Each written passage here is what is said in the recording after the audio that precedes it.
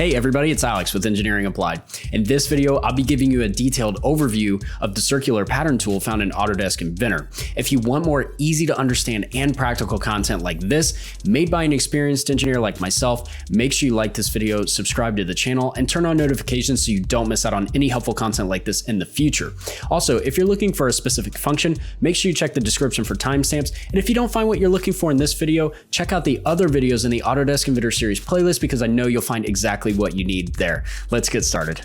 Okay, everybody, so let's go ahead and jump right into the circular pattern tool. Now, what we're looking at here is the start of a custom shower drain grid plate. So all a grid plate does is it attaches to the shower drain assembly and it prevents any sort of valuables or any other random objects from falling into the shower drain itself. Now, I went ahead and created one countersunk hole. So we're going to have a total of 2 in this to attach this grid plate to the assembly itself, to the shower drain assembly. And then we have these 4 starter holes. Now we're going to take the original holes and use the circular pattern tool to fill out the grid pattern on this grid plate.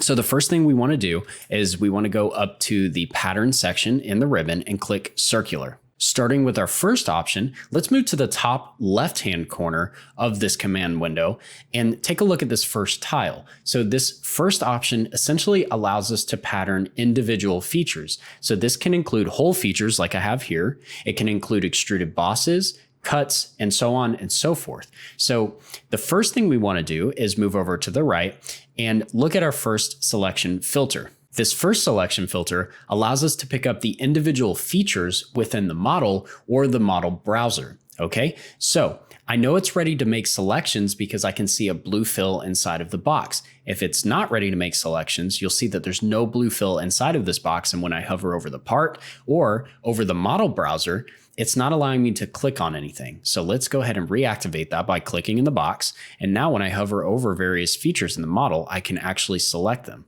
Okay, so let's go ahead and pick up the features of interest. The first objects that I want to pattern, or the first features that I want to pattern, is this secondary hole on the outside. Okay, so all I have to do is hover over that hole itself, or I can hover over hole 2 in my model browser, left click, and you'll see it's highlighted in sort of a pale blue color. That just lets me know that it's selected and ready to go. Now, let's say I accidentally picked up another feature like this entire extrusion, and I want to deselect that without exiting from the tool. All you have to do is hold the Shift key on the keyboard, and while holding Shift, this area will become highlighted green, and you just left click, and it deselects that for you. So you don't have to cancel out and do everything all over again. So when you're dealing with a lot more individual features, this becomes a huge time saver. So now that we've got our first hole selected, now we need to select our rotation axis. Now, there's several different ways we can pick up the rotation axis for this patterned feature. Okay, so the first way we can do this is we can pick up an axis that's associated with the origin. In this case, I can actually do that, and that's what I'm going to do because when I initially extruded this disc here, I made it concentric to the y-axis so that I can use this as a rotational axis later on. Now, you can also go into your work feature section and create a reference axis that is concentric to the center hole, or you can create a sketch on this midplane that cuts through the part with a vertical line that goes up and down parallel with the y-axis, and you can use that as well. So there's tons of different ways that you can do this. In this case, I'm going to do the first option and just pick up this y-axis. So I left click on that. And now it gives me a preview of my pattern features. And I want to go ahead and create 6 total occurrences at a total angle of 360 degrees. So moving down, we have our placement. Okay, this first box within our placement section tells us the occurrence count. So I have 6 units total. Now don't be confused by this number because this doesn't mean it's going to create 6 additional units. It means that it's going to create 6 total occurrences with the original counting as one of those units. So if I look at this and I type in a 4, for example, or actually let's type in 5. Okay, you see here, I have 1, 2, 3, 4, 5. Total features. I don't have 5 additional ones plus the original. So again, don't let that confuse you. Let's change this back to 6. Okay, this next field is our occurrence angle. So the occurrence angle is the total angle in which it will evenly space all of these features around. So if I type in 180 degrees, it's going to evenly space 6 total units, counting the original one, over a total angle of 180 degrees. Okay, let's change that back to 360. Okay, and then below this box, we have our mid-plane toggle option. The mid-plane option essentially just sets a mid-plane constraint to the new occurrences. So what does this mean? Well, let's change our occurrences to 5, and let's change our angle to 180 degrees. Okay, so currently without this enabled, we have 5 total occurrences over an entire span of 180 degrees. Now, when we toggle this option on, it takes 2 of those new ones off the end with a mid-plane constraint on the original and places it over on the other side so that we have an even number of occurrences on either side, with the 5th number, or the odd number, being the center original one. Okay, so just remember that as you're using the mid-plane option.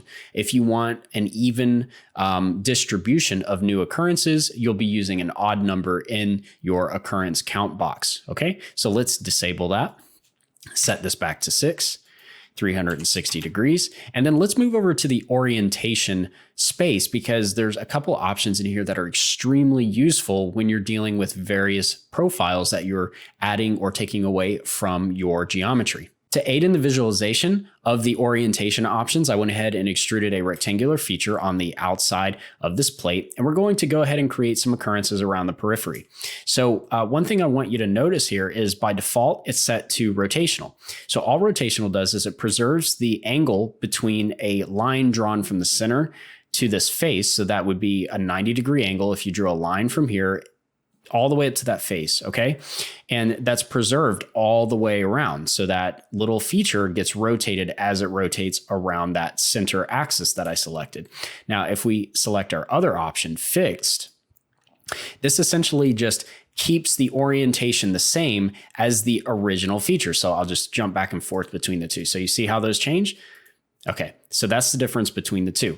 Now, on the fixed option, we have access to the base point selection tool. So let's actually jump back and I'll show you how to use that. Now, what we're looking at here is our original setup, and I went ahead and pre-selected this hole here as my feature of interest, and then set the parameter of 6 individual occurrences around an angle of 360 degrees. Now, what I can do here is I could set the rotational option to fixed, and then select the base point selection. And I went ahead and put a reference point that's centered to this circle here, and we're going to select it so I can show you what happens. So when I select that, it relocalizes this rotation to this point instead of the original axis. So that is what the base point option allows us to do. Now that we've covered the basics and the individual pattern option, let's go ahead and execute the command on these holes and move on with the lesson. So I have my features selection filter active, and I'm going to pick up our first hole feature that we want to use. Okay, go to rotation axis. We're going to pick up the Y axis, 6 occurrences over 360 degrees. That's correct. And we're going to hit OK. We're going to go back into circular, pick up the next one, pick up our rotation axis, which is our Y axis. Now we're going to double it. So we're going to go to 12 occurrences. Okay, and then let's do that one more time. Pick up our feature of interest, rotation axis. Okay, and we're going to triple this. So we want 18 features. Okay, and this sets up our grid very nicely for us. So we're going to hit OK.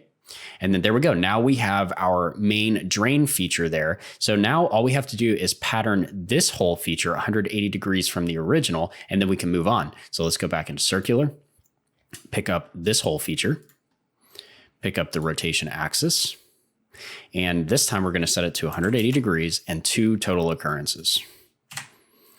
Hit OK.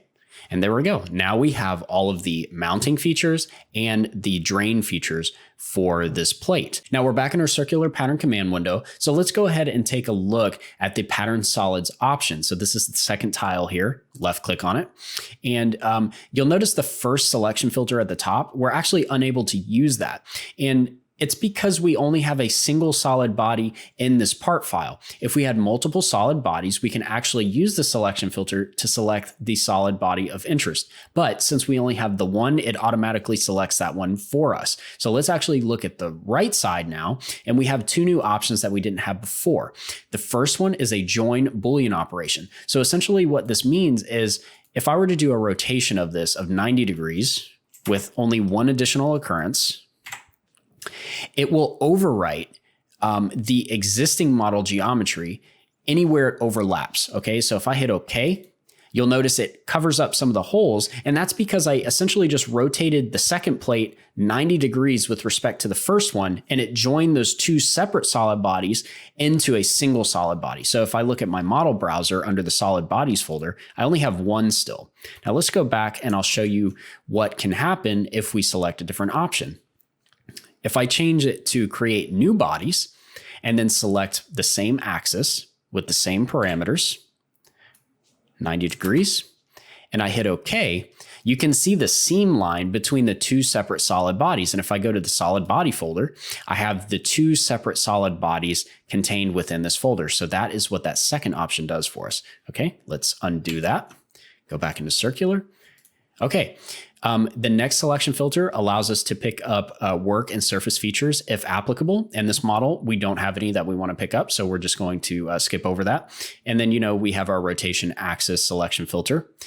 Same options that we had before under the placement and orientation section. And that just about wraps up the pattern solids option window. Now, before I go ahead and finish up this video, I want to talk about some additional options that we have access to within the menu. So if you go to the bottom right-hand corner and click on these arrows, it expands the menu, and we have our creation method section and our positioning method section.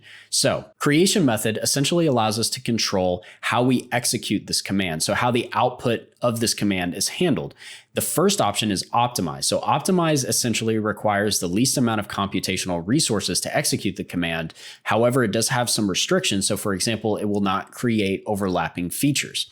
Identical just creates identical geometry or replications of the original feature of interest.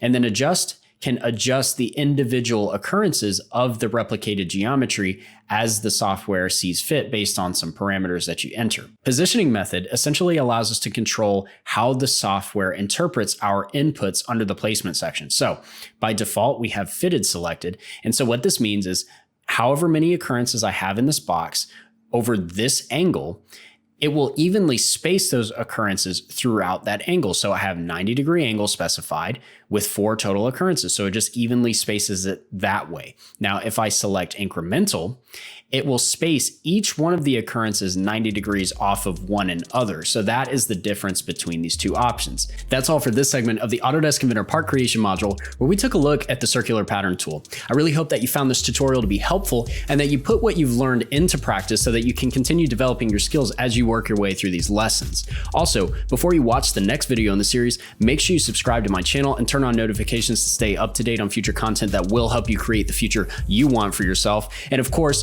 don't hesitate to leave a comment or reach out via my website contact page and let me know if there's anything else you'd like to learn about or see on this channel. I really appreciate you choosing to stop by and learn with me, and I'll see you again soon.